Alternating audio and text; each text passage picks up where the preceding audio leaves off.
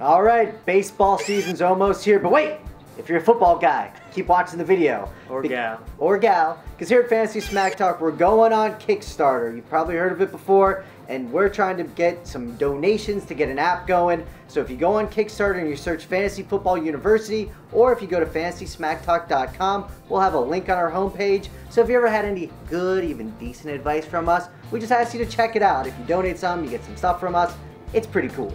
We're trying to get an app up there, so it's kind of a how-to guide. Should be pretty interesting.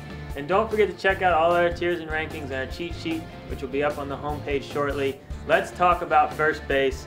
Tier 1's actually pretty deep this year. A lot of guys in this tier because we have two guys that just really broke out last year. First one being Goldschmidt. I mean, we all knew this guy had the potential of being really good, but I don't think anyone saw him being the #1 first baseman this year, but that's where he has to be after what he did. And the last guy in this tier is Chris Davis. I mean, obviously you could argue for him to be at the top of this tier with 53 home runs, but do you really believe it? I mean, his second half wasn't as good as his first half, so obviously the potential is still there for another big year, but just not quite enough to put him at #1. All right, tier 2, the first guy I'm going to highlight is Albert Pujols. And I know what you're thinking, oh, he's way down, he's been terrible the last 2 years. And sure, he had an injury-plagued season last year, and the year before that, everyone really remembers how terrible he got off to. But actually, the last time he was healthy, he ended up decent. In 600 at-bats, he batted .285, 30 bombs, 105 ribbies. So if he is healthy this year, those numbers aren't really unrealistic, so we're not saying reach for him. But if he starts slipping quite a bit, don't be too afraid to pull the trigger on him. And the other guy I want to talk about is Eric Hosmer. This kid's got the pedigree. You've all heard his name for years. We feel that he might be. I love he guys loves with pedigree. He's got the pedigree, so he definitely has potential to break out even more. But last year's second half, his bat really came known. He was batting .325. He's going to get you some power, get you some bags as well. Like Hosmer, you know, if you're in a 10-team league, you know, he's probably going to be the 10th out first baseman drafted, so you could do a lot worse. Tier 3's got 3 guys in it. You know, Alan Craig, solid average, little bit of power, and he might even get dual position eligibility because he'll probably be moving to the outfield this year. And then you got Trumbo and Ortiz. You know, with Trumbo, you're going to get the power, but not the best average. And with Ortiz, he's an old man. I mean, he might still have a little bit left. We got to rank him here just because of what he did last year, but you know, just know that, you know, this could be the year that he breaks down, but this could be the year where, you know, he does another 30 home runs. Unbelievable. All right, tier 4, as he said, Craig's probably moving to the outfield, which opens the door for Matt Adams. This guy played great when he was playing. Everyone was clamoring for him to get more bats last year, and so it looks like he's going to get a full accompaniment this year. And in 300 at-bats last year, 17 bombs, 50 ribbies. If he gets 600 at-bats, you double those numbers, that's pretty good value where you can get him in the draft. But next, even better value.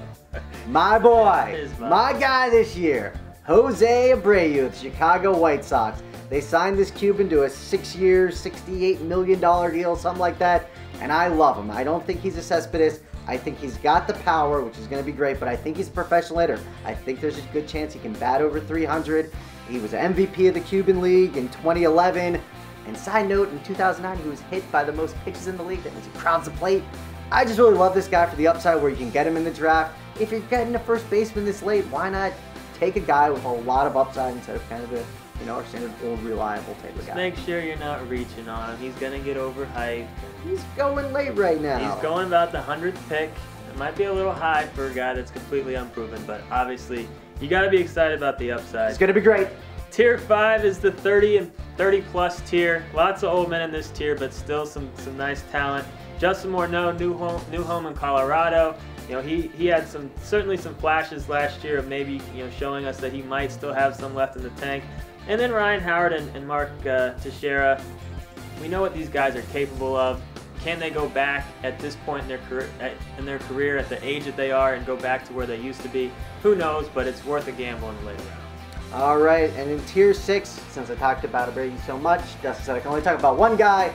So our standard every year lookout kind of thing, Adam Dunn. He's going to bat terrible. .219 last year.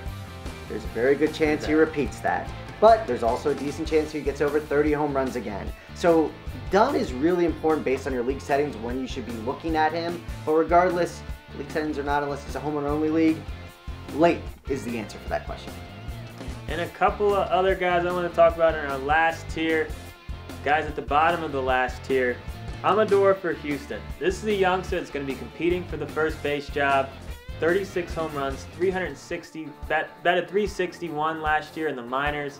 This guy's got the potential to really be something special. We'll see if he wins that job, but he's a guy that's definitely worth a late round flyer. And then Corey Hart for Seattle. He was hurt last year, but the year before, and you know, we know what he's capable of. You know, just because of his injury, coming off his injury, he's a little bit older. You know, throw him in at the bottom of the rankings as a guy to look at late in your draft. So I ain't too proud to beg. Go on Kickstarter, please. And for all of our tiers and rankings, obviously we got other videos. We're gonna have the cheat sheet online. Got anything to add there, boss? And don't forget, it's still February when we're doing these rankings. So yes. Things might change. For the love of goodness. Spring training hasn't even started. Name code Dustin. I'm so bad.